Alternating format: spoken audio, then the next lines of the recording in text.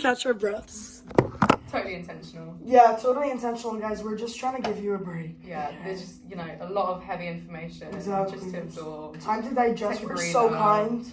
Yeah, you you're have to welcome. subscribe, comment, Please.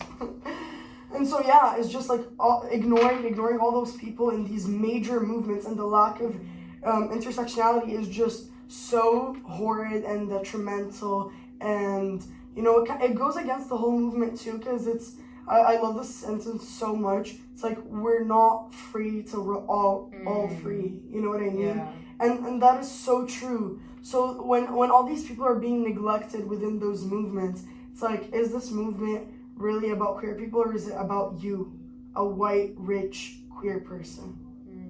How can you claim to be someone who's like an advocate for justice and like tackling oppression when you don't like adopt that in all different aspects? Facts, because activism is not gated, and it's not even if you have a specific cause that is more prior to you at the moment, or more prior to the work you're personally coming up with. Activism is never exclusive in that way. Activism inherently should be inclusive. Because that's not the way the world works. Like, the world doesn't isolate all of these individual issues. Like, no, as we've said, they all link, they all overlap. Facts. And intersect. So to tackle one, we need to also look at other ones. Exactly. And so, yeah, that's why with all these big movements, and that, when everyone loses track of the true purpose, that's one of the biggest issues. And that's why, in the queer movement in the US,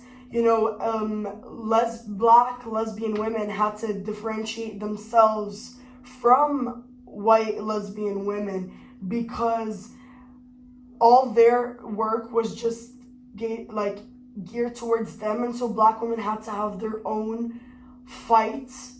They were excluded by white feminists, excluded from their own movement. And then there was also like talking within like specifically US context, there's also, so you have like the women's rights movement alongside also the civil rights movement, and black women basically had to pick and didn't want to like speak out on like issues within the black community, like misogyny within the black community, because then it could be like demonized by white people, giving them the chance or the excuse once again to show like again, to excuse bad actions or perspectives or views of the black community, etc. It's a parallel to pink washing, Yeah. Exactly. But it really is all interlinked. Like, we didn't even like script this. And it's just, it really is like that. Like, with pink washing, you use all this like apparently good work that you're doing to kind of, and like you demonize all these other groups, so then you excuse all the like violence or bigotry you have towards them, because you're like, oh look, they're so bad at this, they don't even deserve rights. And that's basically what was going on with black women. And so and I don't even want to say was, because it still does happen. Maybe in more creative, quote unquote, ways. More nuanced. Yeah, more nuanced. Yeah, because it's not creative, it's messed up. But more nuanced ways. Yeah, thank you. And so we can't ignore that. So yeah, just intersectionality is important. Representation is important. Inclusivity is important. Nuanced conversations are important. Looking at the whole big picture. Looking at history. Yeah. Dissecting why things are the way that they are, and why we react to them the way we do, and how we can better react to them, and how we can enact positive change. Not just change, not just scream. Yeah. Speak out. Yeah. Not just talk over someone else. Talk with, amplify the voice of, Yeah, no, that's the massive thing, I think, amplifying voices. And also, like, in terms of what we can do and, like, making change and so on, like, I think people like an introspective approach to like start to like analyze all of these like inherent biases we have in all respects, like in terms of internalized misogyny, internalized homophobia, internalized racism, like literally everything, and then that will in effect change how we navigate the world, how we treat people. So that is one thing, like in terms of interpersonal relationships, and then also like on a wider scale, like challenge these existing structures like that we've already been discussing, and how we have access to certain things, and trying to level the playing field essentially. I think that's such a wonderful note to end on, you know, because all those things are so essential, and I don't know how they're missed, but they are, you know, and in strength there's power, and if we all like amplify each other's voices, help each other become one, work collectively, and use that, you know, umbrella identity of being a minority to our favor, to no longer be a minority, to be so many minorities collectively working together to the point where they're no longer a minority. And so, like you said, the same way throughout our conversation, it was evident that all these social, systematic, political, economic, humanitarian issues have a domino effect. The way, therefore, in which we should think about combating them is through a domino effect of positive change. Very nicely put. Love that. Thank you so much for tuning into the Taboo, the Nuanced, and everything conservative parents don't want you listening to, which, look at you, you've just listened. If you've made it this far, thank you so much to my guest, Lori. Thanks for having me. It was a wonderful episode. You brought amazing insights. I couldn't have asked for a better first guest. I'm so happy about the way this turned out, and I'm so grateful, and I hope that everyone tunes in because we have so many more topics. If you have questions, you have stories to share, it could all be done anonymously. You can contact me, on the YouTube channel because I will be posting this, and you can also find me at the University of Sheffield email. The first part of the email is NEAELBASTAWISI1, and if you're at the university, you know the rest of that, so then you can contact me, and I'll be making sure to create an Instagram page where anonymous confessions could be sent or so via a link. If you have any questions, you can ask. If you have anything personal that you need to talk to confidentially, you can come to me, and this is a safe space.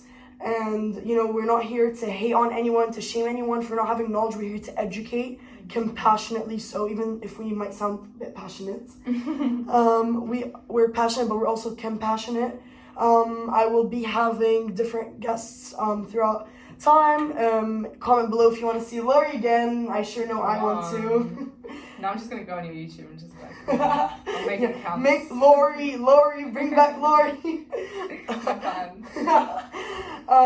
Please make sure to, all the stuff influencers say, like, subscribe, comment, reach out, all these things, The time has actually changed, so I will be hosting this every Wednesday at 12, from 12 to 1 UK time. I don't know what the official GMT thing is, but I think it's only Sheffield from the uni tuning in. So no, I'm gonna share this everywhere. Everyone better watch this. All prove that you're not a fake friend. International sensation. Definitely, and Laura's gonna be sharing it everywhere for sure because they volunteered. Yeah, so exactly. So anyways, thank you guys so much. This was Nada Al-Basawisi. Please reach out. Please tune in on YouTube. This is streaming on Radio Box under Forge radio station, but I will also be uploading it on YouTube, and it will probably be called The Taboo, the Nuanced, and everything conservative parents don't want you listening to. Have a great day. Bye-bye. Bye.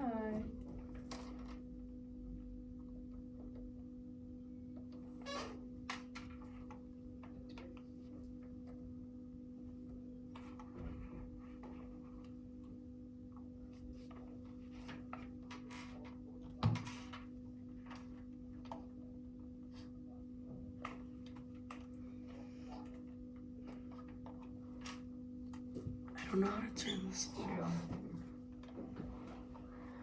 Okay.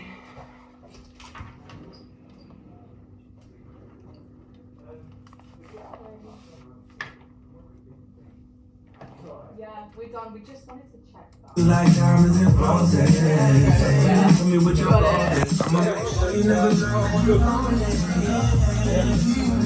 Had a bunch of problems with this. Oh, thank you so much. This was amazing. Thank you so much for coming.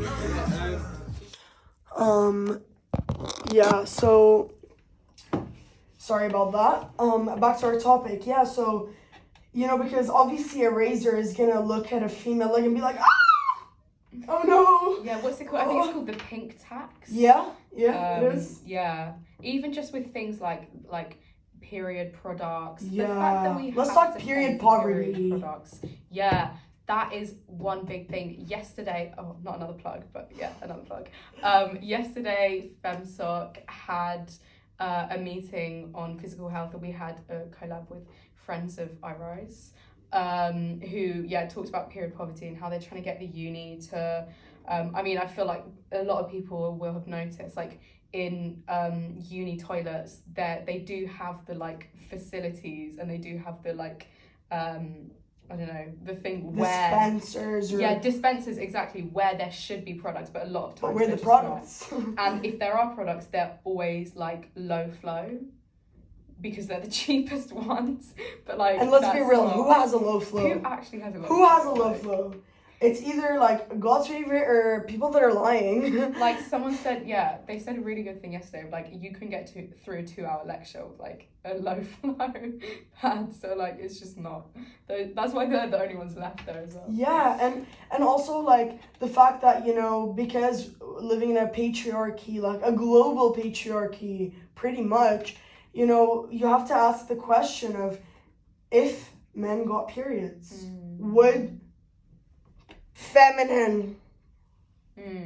Let's be clear on that they're not feminine products, but period products, would they still not be free? Yeah.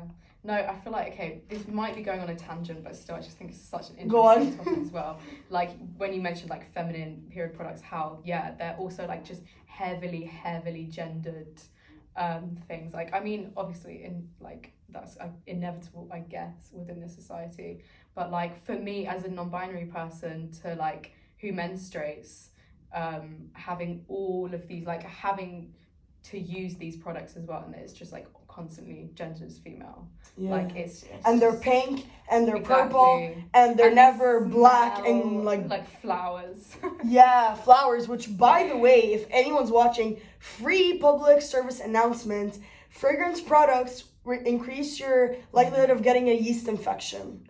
So don't do that. Don't do that. Wow, we're covering all the bases today. We really are. Capitalism, period poverty, really are. STIs. We really are. I mean, between like all the majors we're studying, where we're from, our identities, our world experiences, and the fact that I have really bad ADHD, it was bound to happen. So if you want to see more of this, you know where to come. Organized chaos. Organized chaos.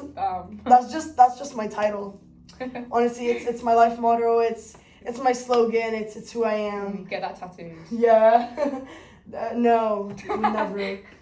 And so like it's really important to talk about all these things, and it's so crazy to me that we've just sat here for not even an hour and we've already spoken about all these things, because they're so evident in all of our lives in every single second, whether we consciously perceive it or don't.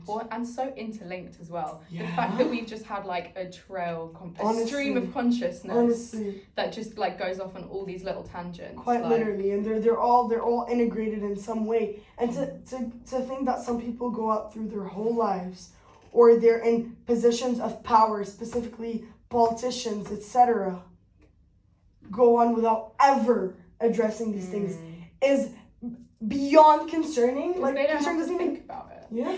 They don't put privilege. any effort into thinking about it, into like deconstructing it. Definitely. I really do want to have an episode at some point about privilege, because I just think that it's so like it's such a major undertone to everything that we've talked about. Where there is oppression, there is privilege. Yeah, and So you can't tackle oppression without also tackling that privilege. Yeah, and I think a lot of people, especially like there's this like white guilt, you know, and so a lot of people just have such a major issue with their whole like with privilege, like it's as if it's an insult, and I hear this a lot, like, oh, you think I don't have difficulties in my life? No one said that having privilege means you've never had a bad day or you've never had trauma. That is not what privilege means. What's that quote? It's like privilege isn't about what you've gone through. It's about what you haven't had to go through. Facts. So like, yes, okay, people who have like certain privileges can have had bad experiences and so on. It's not taking away from that. It's saying it would have made it worse if you had this extra. Yeah, and then part of your identity would be like very closely tied to certain kinds of oppression and certain kinds of like inconveniences. Even though that's such a light word, but just to kind of simplify it for anyone who doesn't understand, you know, privilege doesn't mean perfect life. Privilege means that your life, because it's your life, could have been harder merely for that reason. To link it back to like the original topic we were talking about, okay. cyclical structure. Like that. We love that. Yeah, so with the like trend of like, oh, I'm illegal in 72 countries, I think it's just that, like we mentioned before, that's a very, very privileged mindset. It's a thing of like they haven't been forced to feel uncomfortable in that way.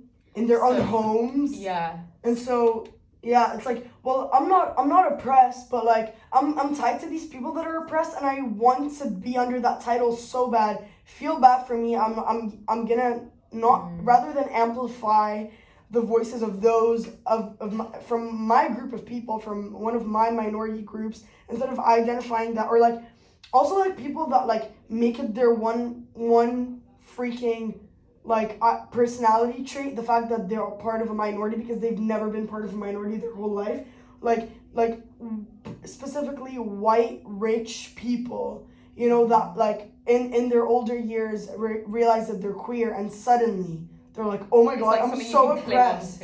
Yeah, and it's like, instead of like, if you really felt so hurt by that oppression, you would try your best to amplify the voices of your people that are actually oppressed because of that certain identity that you belong to, instead of taking up the space and, you know, speaking over them. So it shows the lack of like genuity, you know what I mean? Like, yeah, 100%. I think that's such a like massive issue within the queer community, like white LGBT people only focusing on like homophobia, transphobia, etc., without considering how like a vast variety of other intersections. I mean, to be honest, you see it with every like. Yeah, I was gonna mention the feminist movement, yeah, exactly. lack of intersectionalism. It's like, oh my god, I could talk about this for hours. Oh my goodness, I literally during my IB, like I wrote a 4,000 paper on like. Extended essay. Yeah. I know. Okay, fellow IB. Yeah. Okay, love that. Oh my god, of course, IB trauma, bond forever. Surely, that's like one of my deepest identities. You know, I always want an opening to talk about that. Yeah. But yeah, and so like I could talk about this forever. The fact that like, you know, so many feminist groups, whatever, is just like white, middle to upper class centered, you know, and it's just so awful because it's like the issues that that women face are so much more amplified when you're also part of other minorities, and then that much more when you're part of like several minority groups, especially within a Eurocentric environment, and even when you're not, because obviously like other governments have their own issues. We're starting now, it's fine. I love your trousers, by the way. Thank you so much. Okay, I'm unmuting.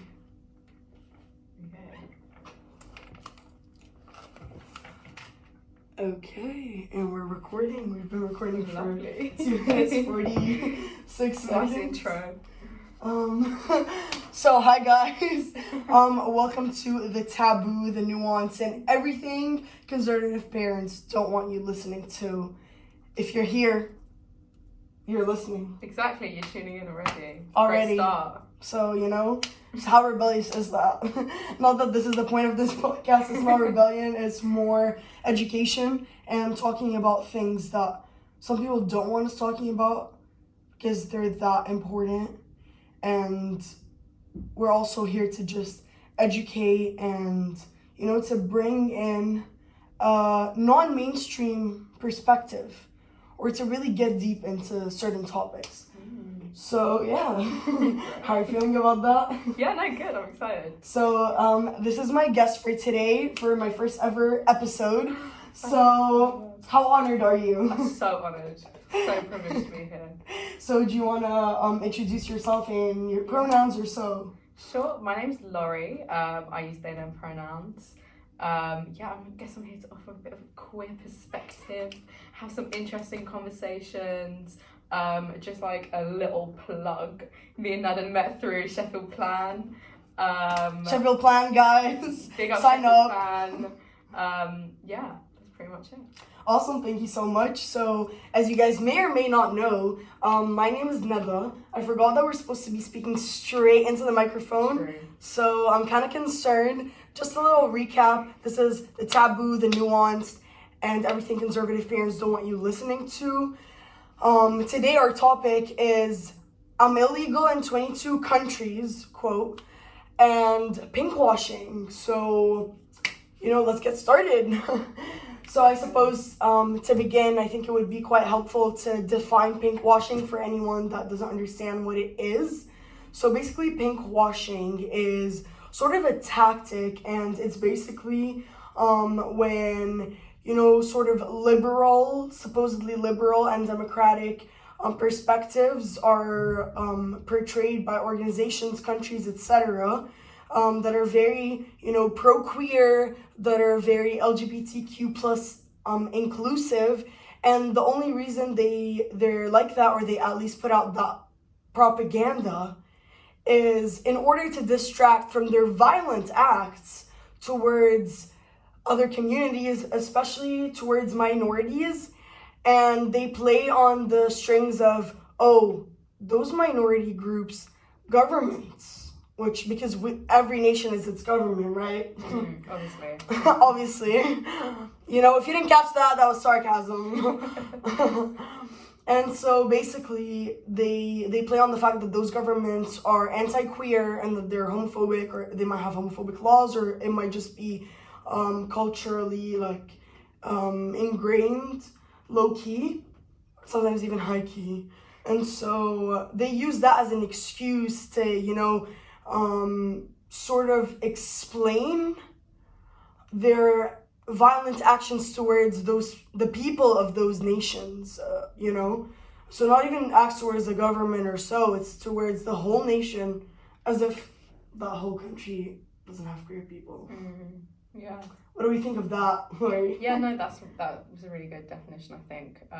Also, you can just see so many parallels and how that goes hand in hand with the treatment of women as well. It's also a massive thing of countries being certain these countries, and specifically I guess we can say in Middle East examples of them being these states treat the women in their country, the LGBT community in their country badly, and then use that to justify killing the women acts. And LGBTQ plus people in those countries. As if that's their primary concern the whole time. No, absolutely not. It's we're killing them because they're being homophobic. So instead, we're gonna kill them and the people they're being homophobic and sexist to. Yes, makes so much sense. So much sense.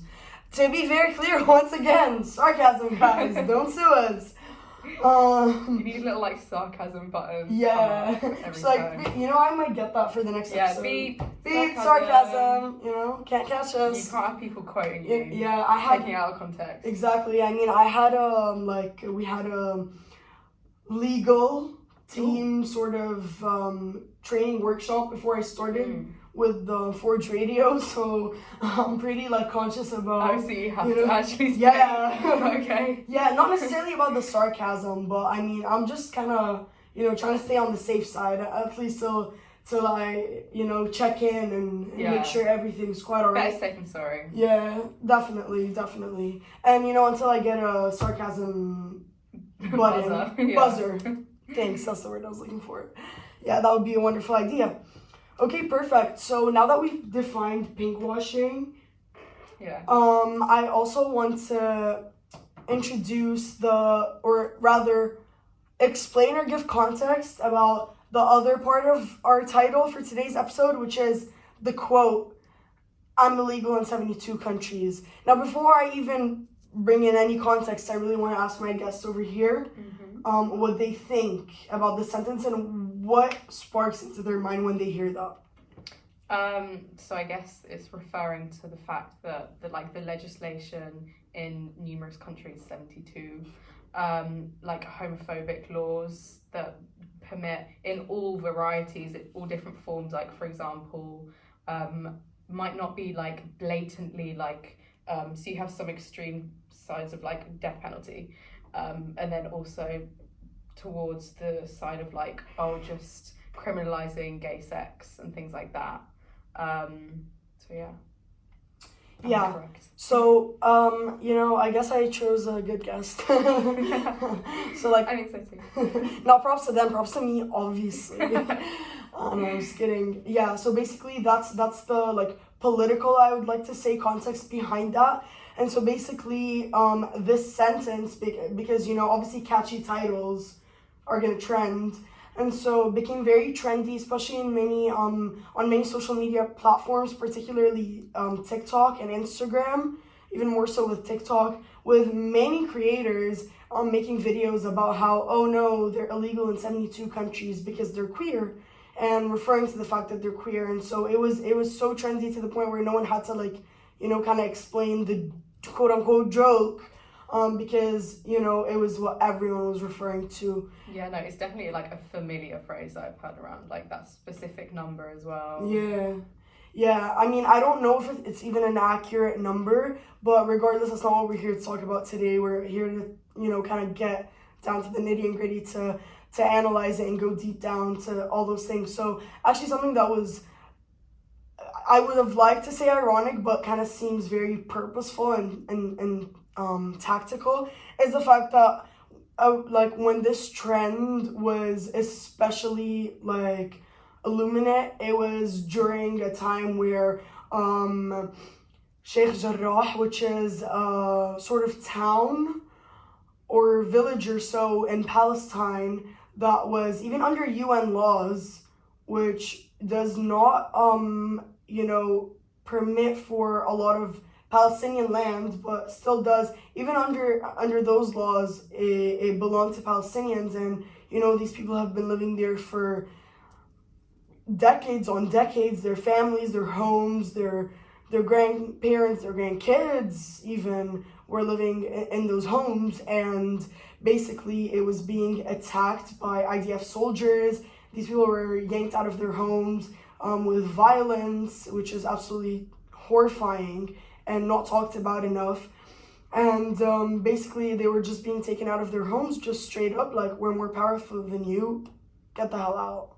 How long ago was this, when this all well, it's been ongoing for a while. It started off several months ago. I don't want to give a specific date because I don't have the facts in front of me, and because the information's on my phone and I had to use it to record. But basically, there was even a trial and everything against this.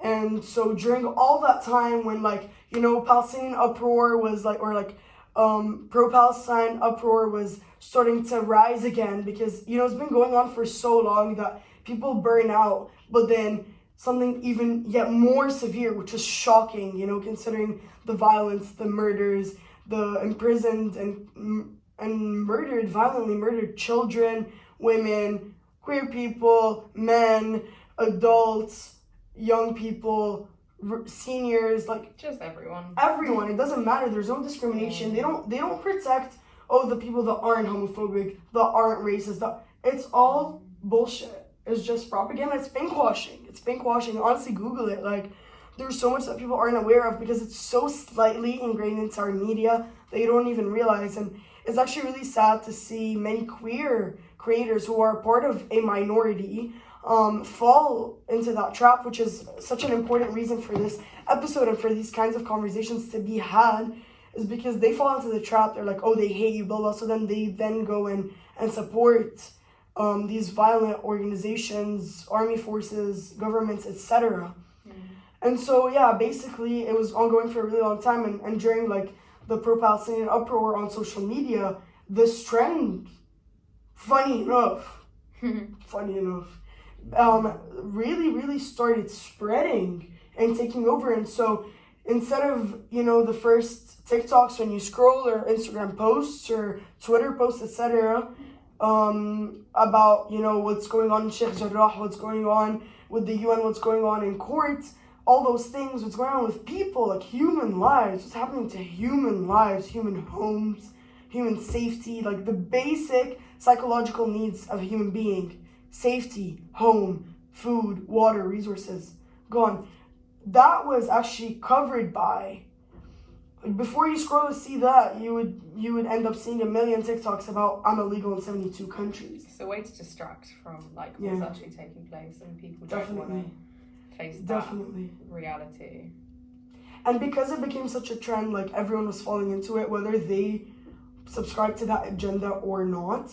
So it didn't even matter how it started. At this point, it was just prevalent for whatever reason. Which brings me to talking about why it became so prevalent, and also what, like, the social harms, for, like, aside from the humanistic, political, etc., harms of this, which are very obvious and we've discussed so far. I want to talk about what you think of someone who's, like, in most cases that I've seen, it's someone who is queer, white, and from a country or state where it is legal for those people to be who they are, to be with whomever they want to be with, and not to have, you know, their lives taken away from them, or not to be prosecuted by the legal system for who they are, saying those things, you know, and completely neglecting the fact that those 72 countries, or however many countries they may be, have queer people. Think about those queer people. Can I ask, just before we move on, do you know, like, the actual legislation in Palestine, like, in terms of, like, homophobic or just treatment towards queer people generally? So I'm not quite sure about the government laws. We can look them up right now, actually, if you would like to. That would be great. But I do know that obviously there's the stereotype that within the Middle East, which is a big generalization because the Middle East is very vast, and politically and regionally speaking, what falls into or doesn't fall into the Middle East differs. For example, I was living in Cyprus, which is in the Middle East, according to some people, maybe more geographically speaking. However, it is part of the EU, and according to EU law, and therefore Cyprus law, it is illegal to discriminate on someone based on their sexuality, and there's no legislation or prosecution towards LGBTQ plus people. So again, that's a big blanket statement. When it comes to Palestine specifically, we're gonna read what we found on the matter, but I just want to mention that culturally speaking, there's this, like, big stereotype that they're super homophobic. Though, number one, they have more major pressing issues to fight right now than, you know, who loves who and who hates who and who's attracted also, to, it's because they're fighting for their lives. It's not like the West is always super Yeah. good. Like, right now we're seeing, like, a massive backlash against, like, just trans rights generally, and stripping back of all those things, like massive rises in hate crimes and everything. Definitely. So it's, like, really it's cool. Yeah, it's very crazy that the West is often like, we're progressive, we're that, and, like, you just look at the U.S. with Roe v. Wade overturned, exactly, and then looking at, taking away actually queer rights. Trans and queer rights. That's the next step on these conservatives' agendas. Yeah. And so, yeah, it's quite ironic. But then also, aside from speaking about Palestine again, there are, I'm not gonna deny or sit here and just lie or just be like, oh, everything's perfect. No, there are cultural undertones that are homophobic, etc. But then there are also so many queer Palestinians all over the world. Some even in Palestine, they're queer activists from Palestine. They're queer creators from Palestine, not only fighting for their queer Arab voices to be heard, but for their lives. Imagine not being able to fight. You're not even giving these people a chance, life-wise, in order for them to combat bigotry or hatred or homophobia or any of those systematic issues that we have all over the world. So also, what value, what good does it actually do to say from a European perspective, someone who's for example living in the UK, for me, for example, to say oh, I'm illegal in these countries, that doesn't change anything, that doesn't do any good. Yeah. It's not like I'm going to Palestine on my holiday or anything. Yeah. Why don't we actually look at who's experiencing that right now? You don't 100%. Need to do it from your perspective. 100%. And the worst part is most of these people don't even know what those countries are. Not only do they not want to visit or have any intention on being around legislation there, they don't even know what those countries are. And even if they were to read the name, they wouldn't recognize it. And so, and that's not always the case, but it often is from personal experience as well. And so that's just really insane, and it just goes to show that, it's just very hurtful, harmful, because how are you making the people within those countries actually suffer what their governmental laws every day feel? I think one thing that's also really important to note, and this maybe moves on a little bit from the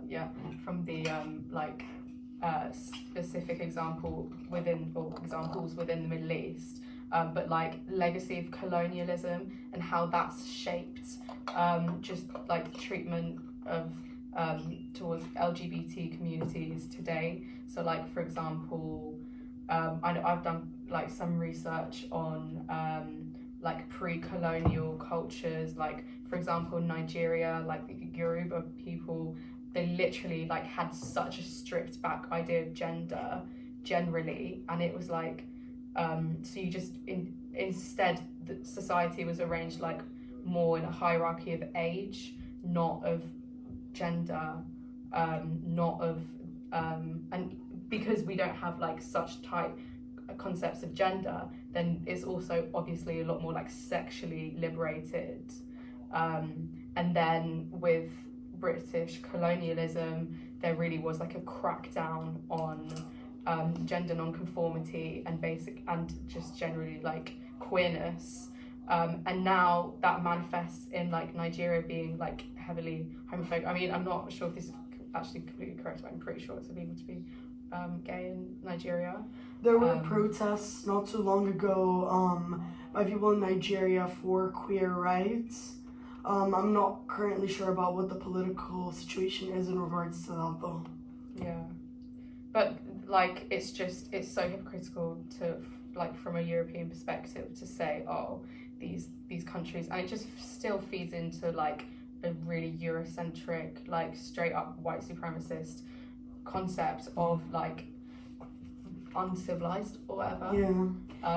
Without understanding the historical context. And the true cause is it just comes off as projection and deflection. They're deflecting the blame, and they're projecting the things that they're historically responsible for onto other nations. And I mean, with the Samoan people, so in Polynesian culture, and specifically Samoan, because I just have more information on that. Actually they have more matriarchal societies, and so their ideas of gender roles are quite different, than the traditional Eurocentric. Women are carers and men are providers. It's kind of almost the opposite. And there aren't only two genders in all other cultures. There are cultures that have 3+, and then actually usually people that are sort of neither the feminine or the masculine. They're sort of either in between, or they're both, or they're neither. So those genders are often actually honored in other cultures, and they're seen as like people that are wise and leaders, and they're valued instead of, hate crimes.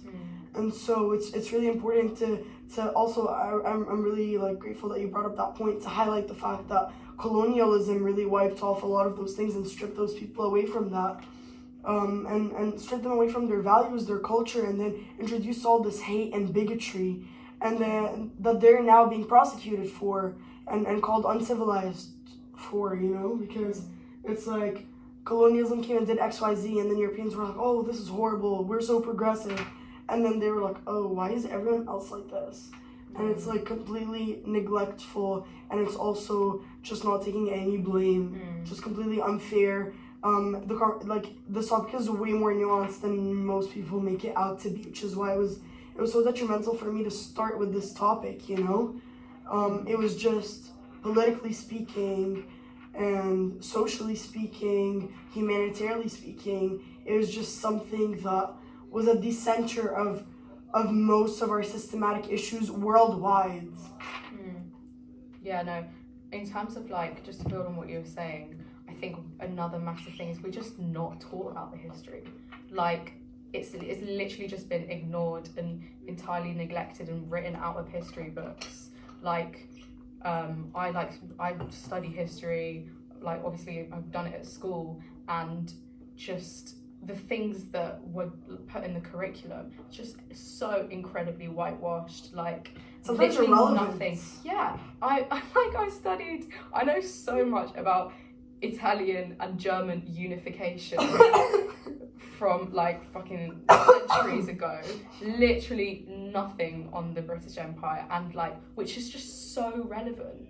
It's so like crucial to understanding like world politics today. Yeah, because and even just like in like general society, like shaped all like conceptions of race, of gender, sexuality. Like, it's just it's just really important. Because not only because like it has to do with where you're from or where you lived or where you grew up, but because of colonialism having gotten its hands on so much of the world at one point or another, even if not currently, that lasting touch we can see till this day. And so not learning about that erases so much of, the roots that help us identify, process, analyze, and work through current issues. No, it has like major like structural implications, because like, so you have the era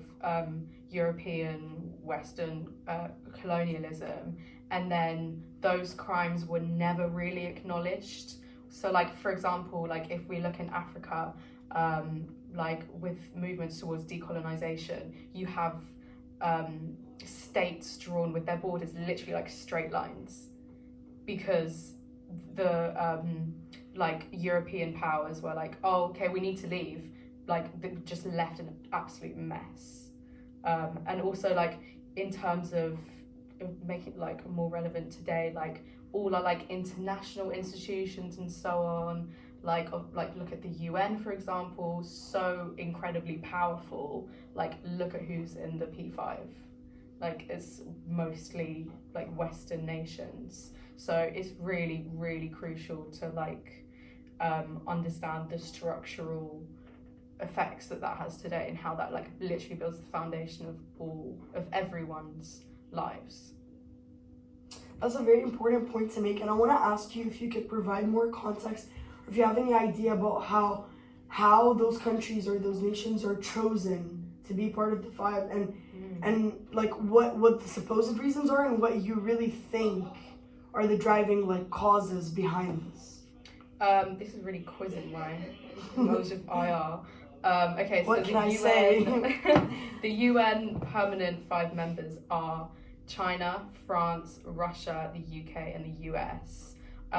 So I'm pretty sure like the UN was like founded post World War II, which was when like a lot of these institutions were founded. A lot of like our general like the evolution of like international relations and world politics as a discipline came about.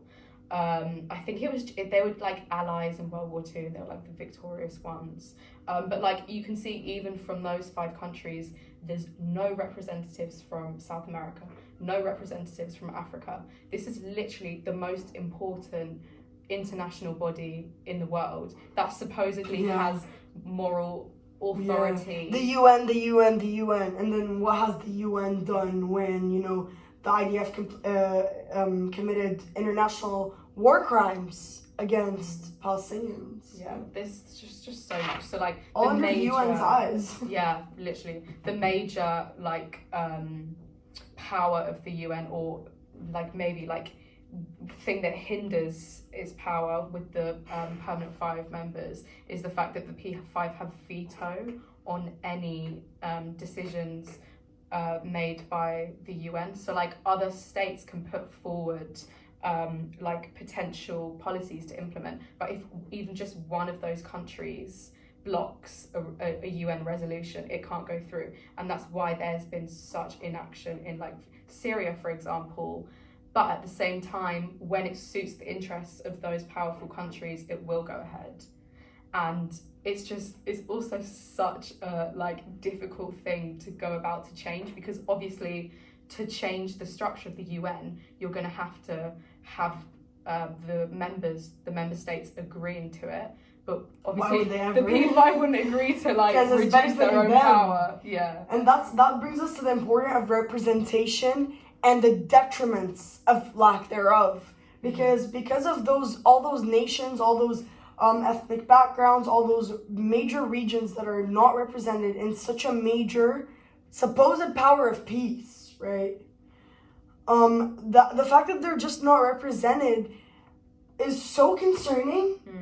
And it should be shocking. Like, I don't understand how this is not something that's more contested, more talked about, and that there isn't something actively being done about this, you know? Because when you have such a major world organization not account for such a major part of the world, it's counterintuitive, and it just defeats the whole point.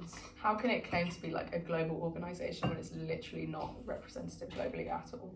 At all. Yeah.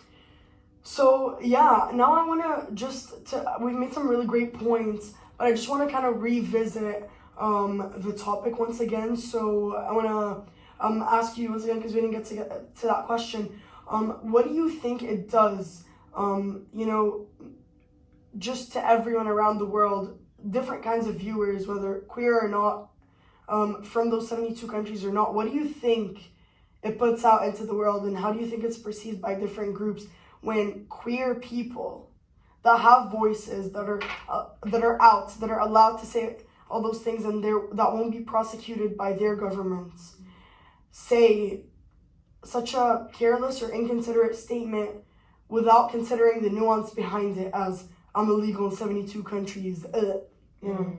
Yeah, I mean, I think like it is what you just said. It is very careless and inconsiderate, and like just self-centered as well. Like you're not one of those people living in those countries. Like, why don't we actually do something to try and change the experiences of people living in those countries themselves? Like, it just doesn't bring any value to the conversation.